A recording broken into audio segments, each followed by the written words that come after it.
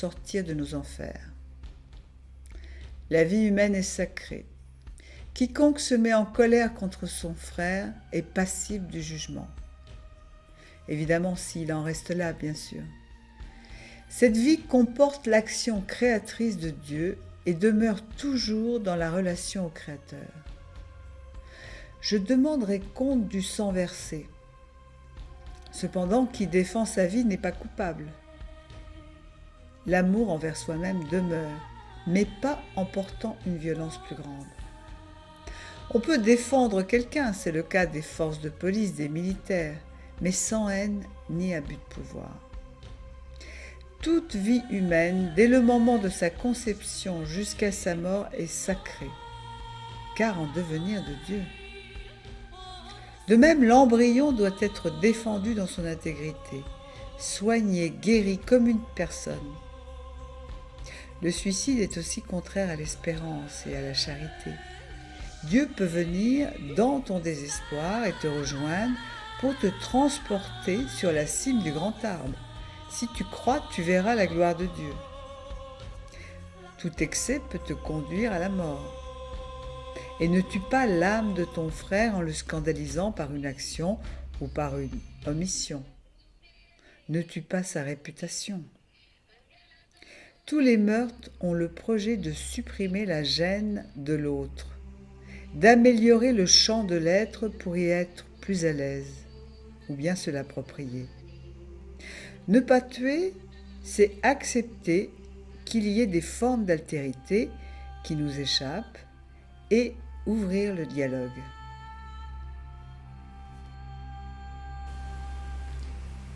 Il y a toujours des bonnes raisons pour commettre des meurtres. Certains même vont jusqu'à tuer au nom de Dieu. Alors ça, c'est une absurdité. Et il faut être très vigilant de ne pas tomber dans ce genre de raisonnement.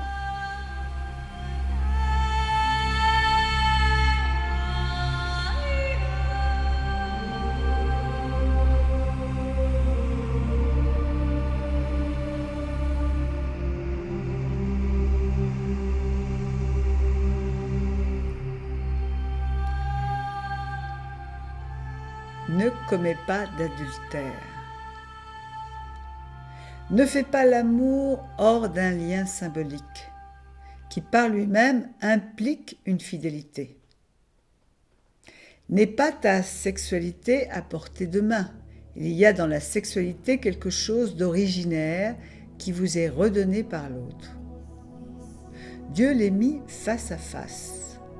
Ish et Isha forment les deux lettres du nom de Dieu, Yod et E, ce qui signifie Dieu peut intervenir. Pour permettre à chacun d'avancer vers sa sainteté au travers du couple. L'amour et le respect doivent orner nos unions. Dans ce même commandement, il est dit de ne pas commettre d'impureté. Même dans le mariage, on doit s'unir sans perdre de vue ce cheminement vers la beauté.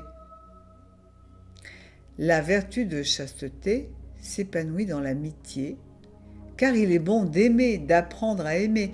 C'est valable dans l'homosexualité. Dieu aide par sa grâce tous les hommes de bonne volonté. Regardons Jésus avec Jean ou avec Marie-Madeleine. La chasteté est promesse d'immortalité.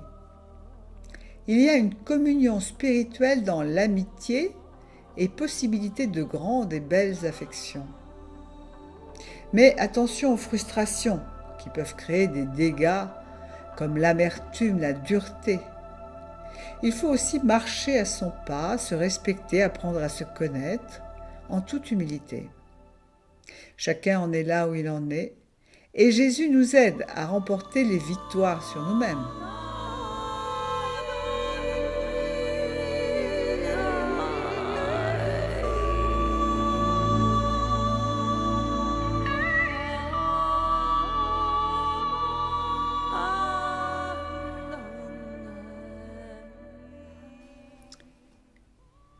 Tu ne voleras pas. Ni voleur, ni cupide ne peuvent pénétrer dans le royaume. Le vol est l'usurpation du bien d'autrui contre la volonté du propriétaire. La loi morale proscrit les actes qui conduisent à asservir les êtres humains, à les acheter ou à les échanger comme des marchandises. Il s'agit aussi de respecter les ressources minérales, végétales ou animales pour nos générations futures. Tu dois bienveillance aussi aux animaux qui peuvent nous rendre des services.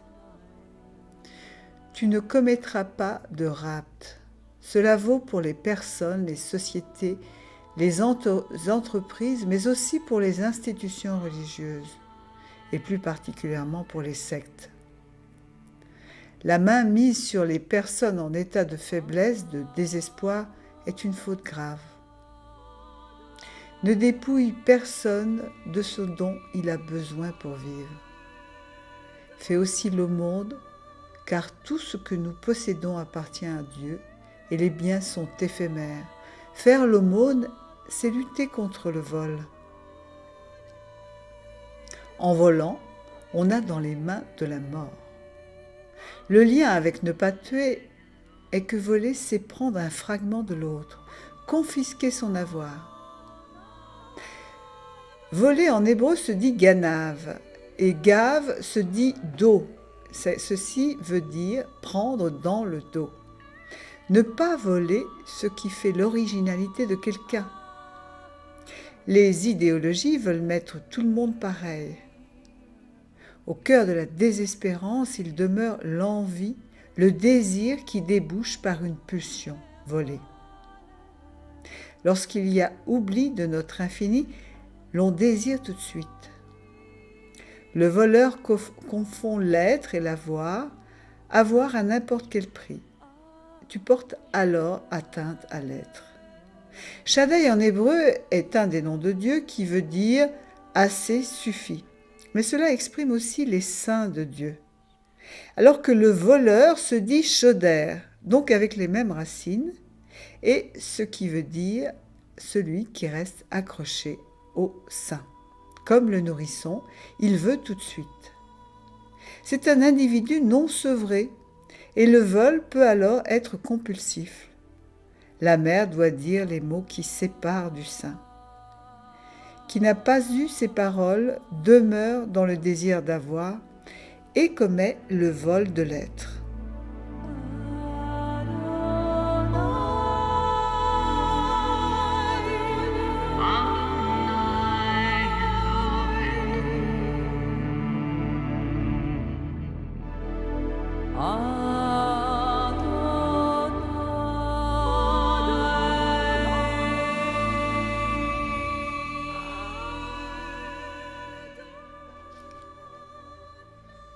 Tu ne témoigneras pas faussement contre ton prochain.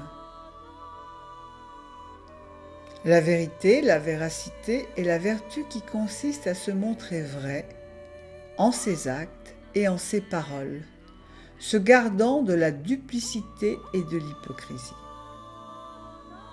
Le respect de la réputation et de l'honneur des personnes interdit toute parole de médisance, et encore plus de calomnie. Une faute commise à l'encontre de la vérité demande réparation. Parfois, il est bon de garder le silence dans le but de préserver l'amour. Le secret sacramental, qui est inviolable, le secret professionnel, les confidences qui n'ont pas à être reçues. Ne réponds pas d'un autre par un mensonge à un tiers. N'enlève pas à l'autre sa part d'être, de devenir. Celui qui fait un faux témoignage commet un meurtre sur la vérité. Il ne faut pas céder ou s'intégrer aux rumeurs. Ne fais pas à l'autre ce que tu ne veux pas pour toi. Mentir par un faux, c'est empêcher ton prochain de construire son avenir. Ne fais pas souffrir l'autre par des paroles légères, même vraies, ou par indiscrétion. Ne tue pas là la réputation de l'autre par la parole. Le monde fut créé par la parole, d'où l'importance de celle-ci. Pour ne pas garder rancune, il faut être capable de réprimander. Le Talmud nous dit qu'il existe 3 péchés capitaux, le crime, l'idolâtrie et l'adultère. Mais le texte nous dit que celui qui médit accomplit une faute plus grave. Pourquoi ? Parce que nous avons la chance d'avoir la parole et mal en user est grave. Jésus nous dit de nous nourrir de tout ce qui sort de la bouche de Dieu. Se sentir aimé de Dieu nous redonne la vie et l'identité. Soyons attentifs aux mots. Ne tue pas par ta parole, mais donne la vie.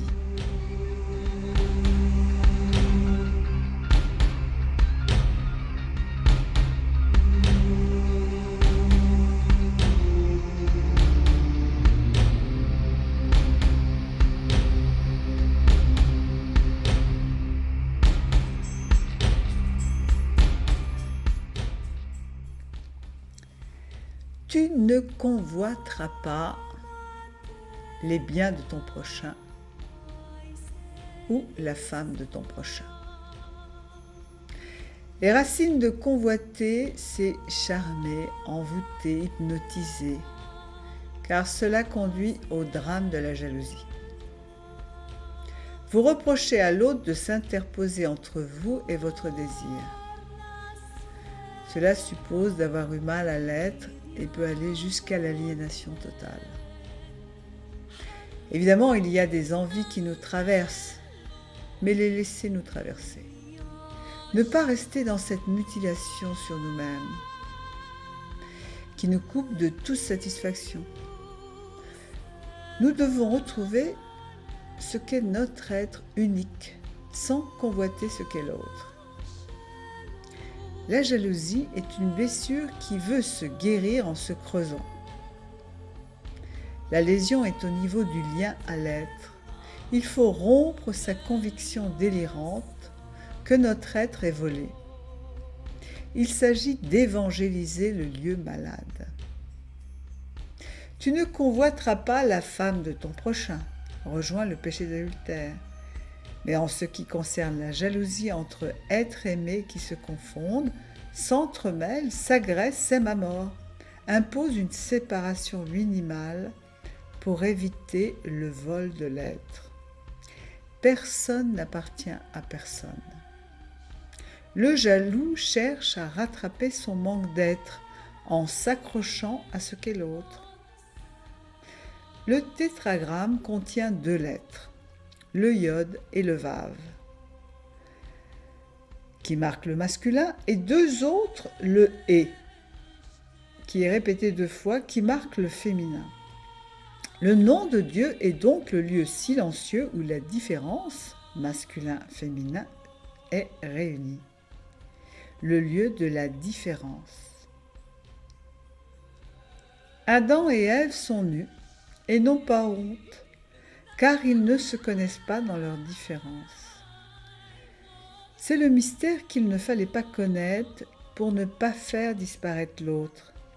C'est le passage à l'acte, après le désir, de convoiter ce qu'a ou est l'autre. Ne convoite pas la transmission de l'autre, ses enfants ou son héritage, tout ce qu'a engendré la vie en lui.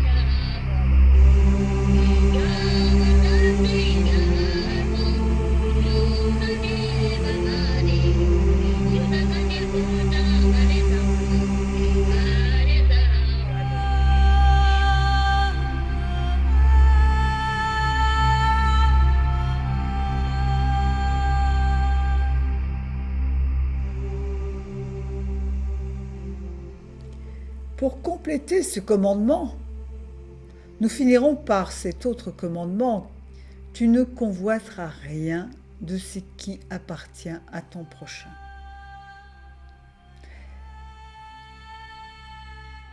C'est plus sur les biens matériels ou spirituels.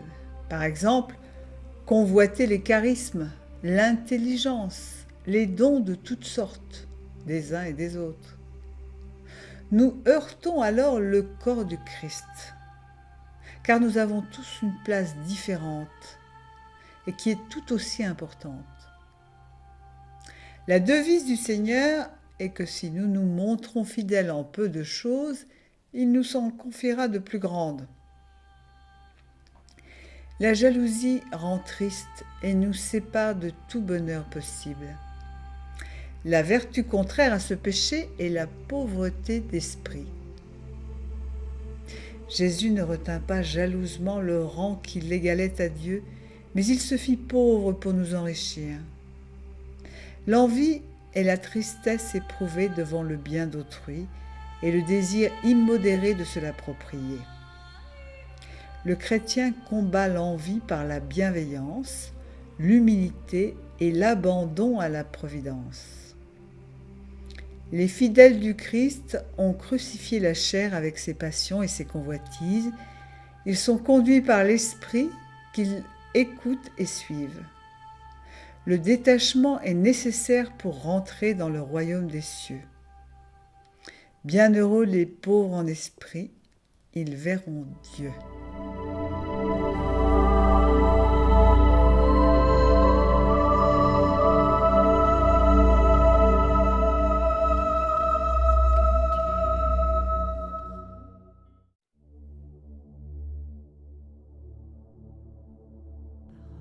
Le Seigneur modela l'homme avec de la glaise du sol.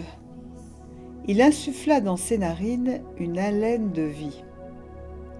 Qu'on ne dise pas, c'était pour lui donner la vie. Car pour donner la vie aux animaux, Dieu n'a pas besoin de leur insuffler le souffle de vie dans les narines. Il les crée, voilà tout. Ce souffle de Dieu, c'est l'âme spirituelle. C'est le souffle de l'Esprit de Dieu lui-même, esprit de vie. Dans les évangiles, avec quoi Jésus rend la vie aux morts, par la main, par la voix, non. Mais en insufflant son souffle, qui, puisqu'il est divin, est vital, autrement dit spirituel. Jésus insuffle l'Esprit sur eux. Quant à la résurrection de Lazare, Jésus n'a pas pu s'approcher. Donc, le Seigneur va invoquer l'aide du Père. Comment fait-il ? Père, je te rends grâce de m'avoir écouté. Je sais que tu m'écoutes toujours. C'est à cause de la foule qui m'entoure que j'ai parlé, afin qu'ils croient que tu m'as envoyé. Jésus a une confiance absolue dans le Père, qui envoie l'effusion du Saint-Esprit sur Lazare, enseveli dans le tombeau, et séparé de Jésus par l'espace, les bandelettes et la putréfaction. La vie de l'homme se situe au-delà de la respiration. Dans un lieu plus profond, un point secret, d'où elle se diffuse dans le corps entier et d'où elle peut se répandre en pulsations qui montent vers le ciel. Par conséquent, l'âme, essence issue de Dieu et infusée par Dieu, se nourrit de la nourriture de Dieu. L'âme insufflée du propre souffle de Dieu reçoit une particule de l'infini de Dieu, de son amour et de lui-même. Comme les parents communiquent à leurs enfants leur ressemblance, le Père éternel nous communique son image et sa ressemblance dans le spirituel, et aussi par son Fils, son sang et son corps. L'âme venant de Dieu ressemble donc à celui qui l'a créée. Elle est donc comme le Père, intelligente, spirituelle, libre, immortelle. Elle sort parfaite de la pensée divine. À l'instant de sa création, elle sort parfaite comme celle du premier homme. Une perfection qui comprend la vérité, puis une fois formée, elle est blessée par la faute originelle, lorsqu'elle s'incarne dans le corps humain, en emportant avec elle le souvenir de l'être créateur, c'est-à-dire la vérité. Plus l'homme rend la maîtresse de son être, plus se développe en elle la faculté de se souvenir, comme si la vertu rendait de plus en plus mince la cloison qui s'interpose entre l'âme et Dieu. On peut dire que l'âme se souvient de Dieu. Voilà pourquoi les hommes vertueux de tout pays sentent la vérité. L'âme est la vraie noblesse de l'homme. En l'homme, par l'âme, il y a le sang de Dieu. Car l'âme est le sang spirituel du Créateur de l'homme, de Dieu éternel, puissant, saint. L'homme est donc éternel, puissant, saint par l'âme qui est en lui et qui est vivante tant qu'elle est unie à Dieu. Dieu ne fait pas de différence entre les hommes parce qu'au fond de chaque vivant, il voit un point plus brillant que le feu, l'esprit. Dieu la crée chaque fois qu'un homme est conçu dans son sein. Il la greffe en cette chair qui autrement serait seulement animale. L'âme passe par 3 phases. La première, c'est la création. La seconde, c'est la nouvelle création. Et la troisième, c'est la perfection. La première est commune à tous les hommes. La seconde est propre aux justes qui unissent leurs bonnes actions à la bonté du travail de Dieu. Et la troisième est propre aux bienheureux et aux saints. L'âme ne meurt pas. L'homme tue son vrai lui-même par ses actions. Elle est reine, elle règne dans l'homme. Elle est venue du roi et père de tous les rois et pères. Elle est son souffle et son image. C'est par l'esprit que la pensée acquiert puissance et vérité, acquiert justice et sagesse. Une pensée privée de la lumière de l'esprit aura toujours des lacunes et des ténèbres et ne pourra jamais comprendre la vérité. L'âme venant de Dieu est divine. C'est une perle vivante en l'homme. Elle se nourrit de choses divines et vivantes. La foi, la paix et la vérité. La guerre ne la trouble pas, la persécution ne la blesse pas, la mort ne la tue pas. Seul le mal consenti la blesse ou la tue et la prive de la paix que Dieu donne. Car le mal sépare l'homme de Dieu. Le destin de l'âme. L'âme étant immortelle, quand elle abandonne le corps, elle a 3 chemins. La voie de la purification, la voie de la gloire, la voie de la condamnation éternelle. Quand l'âme arrive au ciel, accompagnée de son ange gardien ou protecteur, elle sait tout et comprend tout. Qu'est-ce qu'un corps spirituel ? Les anges sont des esprits qui n'ont ni chair ni os. Cependant, ces êtres célestes peuvent prendre l'apparence humaine lorsqu'ils doivent accomplir une mission. Souvenons-nous de Raphaël dans Tobie, des 3 anges dans Abraham. Les âmes, dans l'attente de leur corps ressuscité, peuvent se revêtir, quand elles en ont besoin, d'une forme corporelle, semblable au corps physique. Cette faculté, non seulement les âmes glorifiées la possèdent, et les anges, mais aussi les démons. Et ils l'emploient à faire du mal quand ils se transforment en anges de lumière. D'où la très grande prudence si une telle expérience nous est donnée à vivre. Très souvent, des saints se sont manifestés, leur présence était quasi réelle. Mais si l'homme, favorisé d'une telle visite, avait essayé de toucher celui qui se manifestait, il se serait rendu compte que ce dernier n'avait ni chair ni os, à la différence du corps ressuscité glorieux. Les apôtres étaient réunis dans le cénacle, les portes étaient fermées quand le Seigneur se présenta au milieu d'eux. Ils croyaient voir un esprit, mais il leur dit « Pourquoi doutez-vous ? Palpez-moi ! Un esprit n'a ni chair ni os. » Ayant dit cela, il leur montra ses mains. « Avez-vous quelque chose à manger ici ?» Il prit et il mangea devant eux. Donc la différence entre une forme corporelle et un corps glorieux est très grande. Par ailleurs, nous ressusciterons au dernier jour. Ceux qui auront fait le bien pour la vie, ceux qui auront fait le mal pour la condamnation. Si donc l'homme est impénitent et s'est condamné, son âme souffrira les peines du damné, c'est-à-dire la privation de Dieu. Son corps aussi ressuscitera, mais il sera privé de la gloire, il n'aura pas les qualités du corps glorieux, il sera sans clarté. Nous pouvons penser au poème de Dante, par exemple, inspiré dans la tradition chrétienne. Quant au corps de gloire, rappelez-vous la phrase d'Isaïe « Je les changerai en une jeunesse éternelle ». De Jésus ne restent que les blessures des mains et des pieds et du côté, pour que l'on se souvienne de toutes les souffrances qu'il a vécues et de la grandeur de son amour pour nous.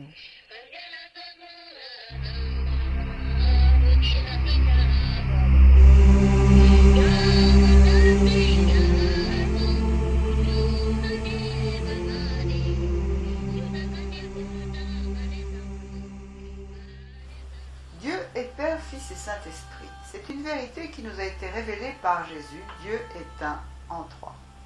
Certaines religions insistent sur sa transcendance. Il est le tout autre, comme l'islam, par exemple. d'autres sur l'immanence, il habite en nous. Pour d'autres, il est confondu avec sa création, laquelle est vue comme une émanation de Dieu, par exemple dans les religions orientales. Dans le christianisme, Dieu reste distinct de sa création. Le Créateur crée par sa parole. Il est le tout autre. Jésus nous dit « Le Père est plus grand que moi ». Et grâce à Jésus, par lui, nous savons qu'il est le tout proche. Le tout autre, c'est le Père. Le tout proche, c'est le Fils, par son incarnation et par l'Esprit Saint qui nous unit à lui et nous fait devenir semblables. Déjà, Dieu se fait transcendant et proche avec le peuple juif dans la nuée qui les